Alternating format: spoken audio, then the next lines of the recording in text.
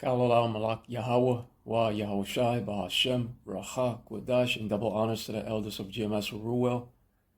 Blessings unto those men, and blessings and salutations to the Akim out there in truth, pushing his word in all sincerity and in honesty. With that being said, Shalom Israel Barak. Today's lesson: America and Russia are destined to lock horns. And that is exactly what's coming.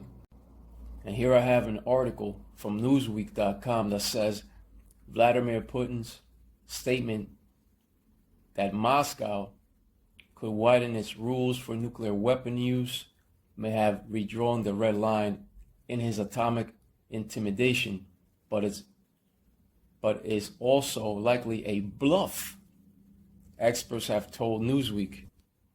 But we are here to tell you that this is no bluff. This is part of prophecy for the Russians to come up against the West.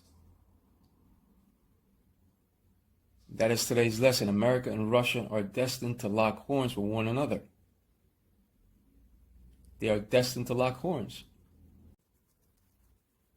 Soon after his full-scale invasion, the Russian president had previously said that countries that interfered in Ukraine would face consequences never seen in your entire history, and put his nuclear forces on special alert.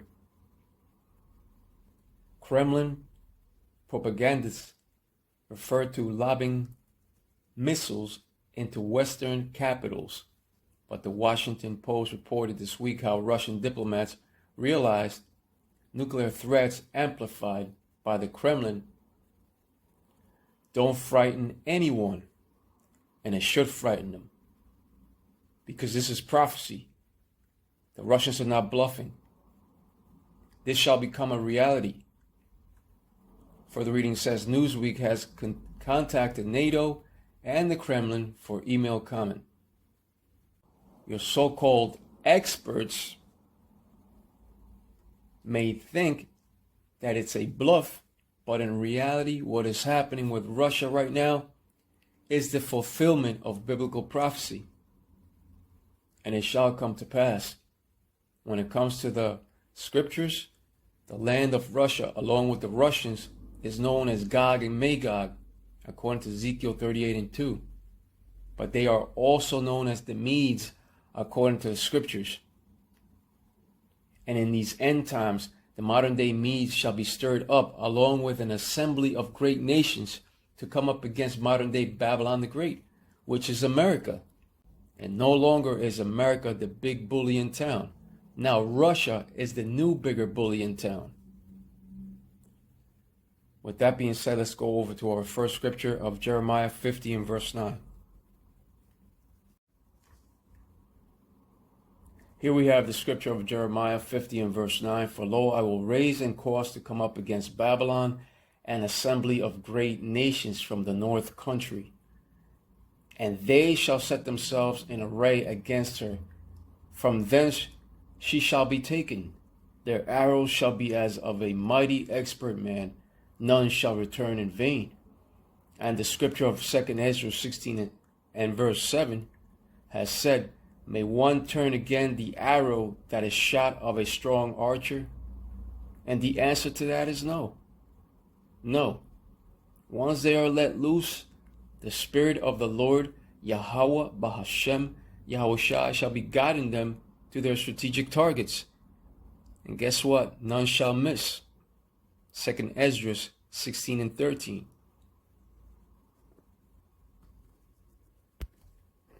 For strong is his right hand that bendeth the bow. His arrows that he shooteth are sharp and shall not miss when they begin to be shot into the ends of the world. The ends of the world represents the West.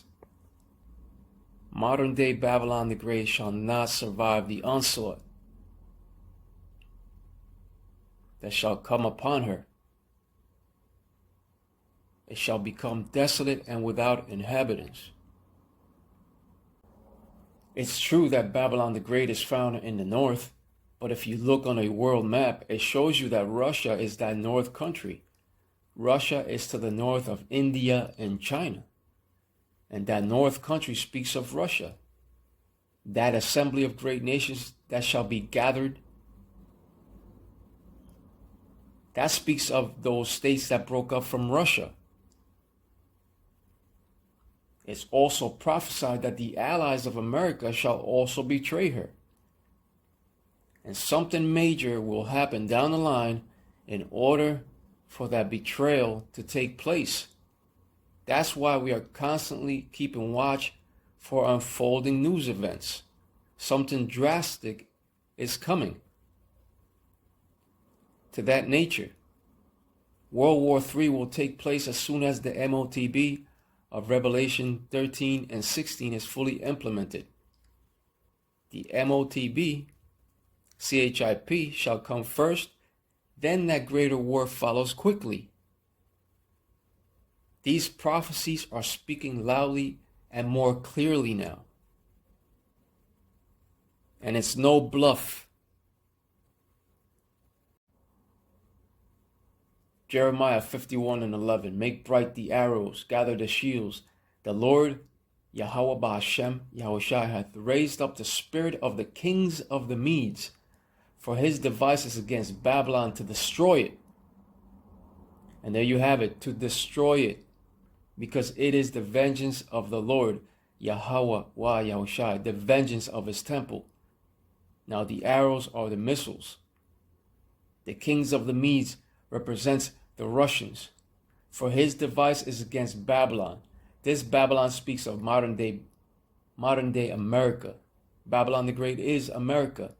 And those devices speak of those inbound nuclear warheads that will be launched from their respective silos of land, sea, and air. They shall also be launched from the silos of airplanes. You even have silos mounted upon moving trains. That's why they have something called the rail car launched ICBM. Let me show you that. This information about railcar launched ICBMs comes from wikipedia.org. It states that a railcar launched ICBM is an intercontinental ballistic missile that can be launched from a train. The first operational example and the best known is the Soviet RT-23 Molodets. The United States planned and started development of an analog, the Peacekeeper Rail Garrison, but abandoned the plan with the end of the Cold War.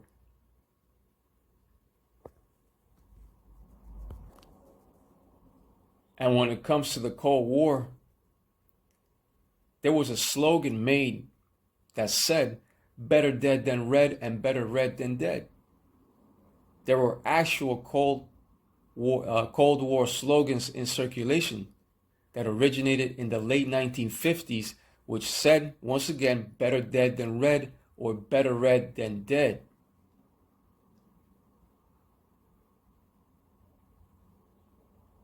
And they gained popularity in the 1950s.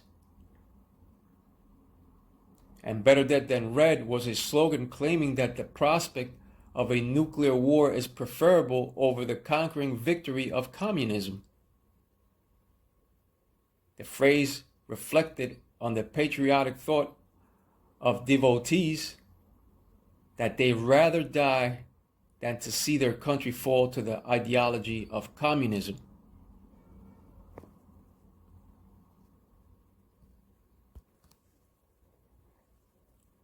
But this wikipedia.org information also says that similar systems were tested by China in 2016 and North Korea in 2021.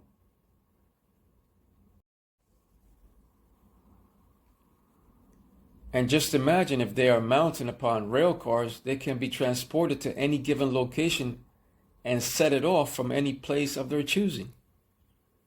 Just because something is abandoned or obsolete does not necessarily mean that it's not operational. I'll give you an example. A lot of old technology to this very day still works and is still being used. And computers, technology, that goes hand in hand with missile launches. Here's an example. According to Google, it says the federal government runs 3 legacy technology systems dating back 5 decades without modernization plans to update.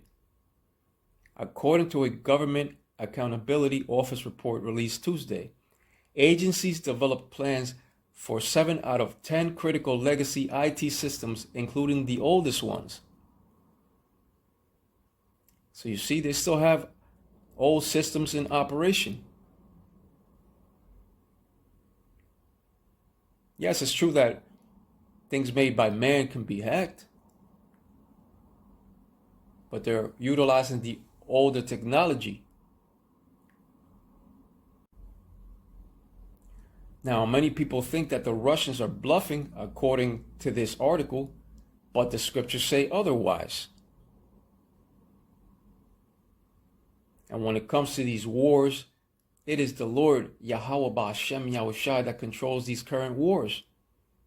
In that appointed time, the Lord will utilize the Russians to burn modern-day Babylon the Great to ashes, for his devices against Babylon to destroy it, because it is the vengeance of the Lord, the vengeance of his temple, and his will be done. This is the will and purpose of the Lord, Yahweh wa Yahushua, just as it also says in the scripture of Jeremiah 51:28 through 29. With that being said, let's go over to the scripture of Isaiah chapter 13, verse 17 and 18. Because that also speaks about the Medes. Here we have the scripture of Isaiah chapter 13 and verse 17. Behold, I will stir up the Medes against them, which shall not regard silver, and as for gold, they shall not delight in it. Right, the Russians are those modern day Medes that shall not regard silver, and as for gold, they shall not delight in it.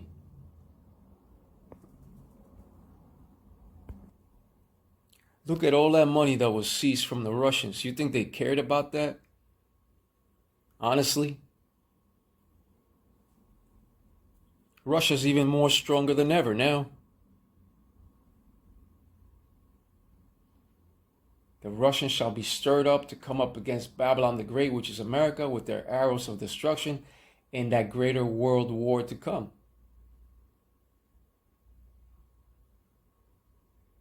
This is prophecy. The Russians' only purpose shall be to destroy modern-day Babylon from the face of this earth. This is biblical prophecy. It's not a bluff.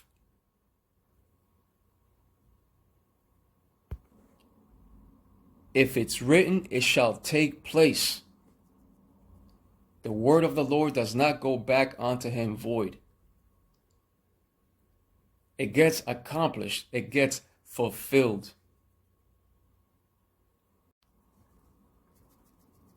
Isaiah chapter 13 and verse 18. Their bows also shall dash the young men to pieces, and they shall have no pity on the fruit of the womb. Their eyes shall not spare children. The bows speak of their silos, and those arrows speak of those destructive missiles that the bow shall let loose. These arrows are the weapons of the Lord's indignation or righteous anger. In other words, these arrows of destruction shall not even spare the fruit of the womb upon detonation. Those pregnant women, they shall sweep the land in that besom of destruction. In the aftermath, there shall be nothing left. Babylon the Great shall become desolate and a complete uninhabited wasteland. It shall become desolate and a complete wasteland. After the smoke clears, that's when the wild birds shall move in and stretch themselves upon that line of confusion. Isaiah chapter 34 verse 10 through 11 says it. The time will come when Babylon the Great shall undergo through the worst tribulation of all.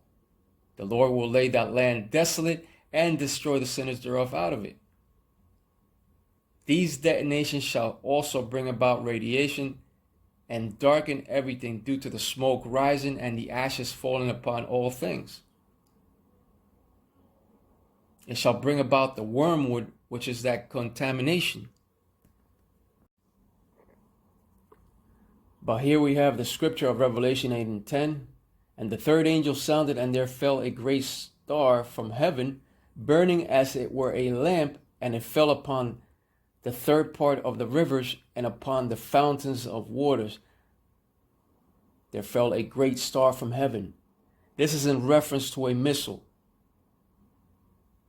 In fact, many missiles, in which the Bible refers to as arrows. And the third part of the rivers is in reference to Esau, Edom being that third part of man. You have three classifications upon this earth. The sons of God are the Israelites, the sons of man are the nations, and the sons of the wicked is Edom. Revelation 8 and 11. And the name of the star is called wormwood, and the third part of the waters became wormwood, and many men died of the waters because they were made bitter. You see?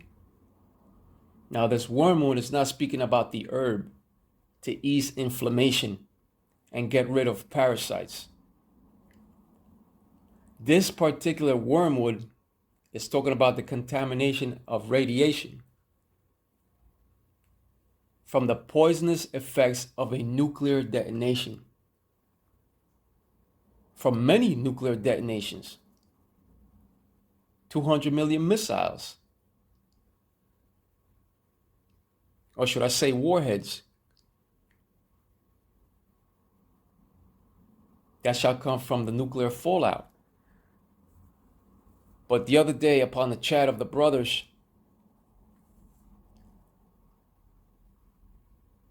it was said, how many warheads can one missile carry?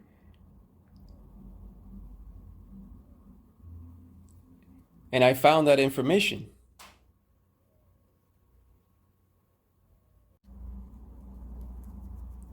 Here we have an article from AlJazeera.com upon that information of how many warheads can one missile alone carry.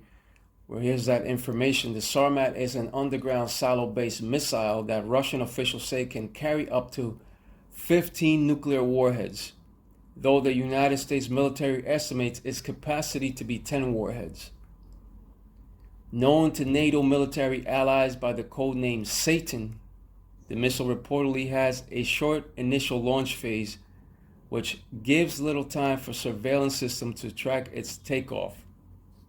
Weighing more than 200 tons, the Sarmat has a range of some 18,000 kilometers, 11,000 miles, and was developed to replace Russia's older generation of intercontinental ballistic missiles, ICBMs, that dated from the 1980s. So they're constantly renewing these things, revising. But it's, as it says here, it's capable of carrying 15 nuclear warheads. And that's the reason why the scriptures mention 200 million. Even the land of the small hats, the land in which the small hats now inhabit, shall be cleansed and destroyed, but it shall rebuild. The only one that shall not rebuild is modern day Babylon the Great. Shall be left as an example on how not to live.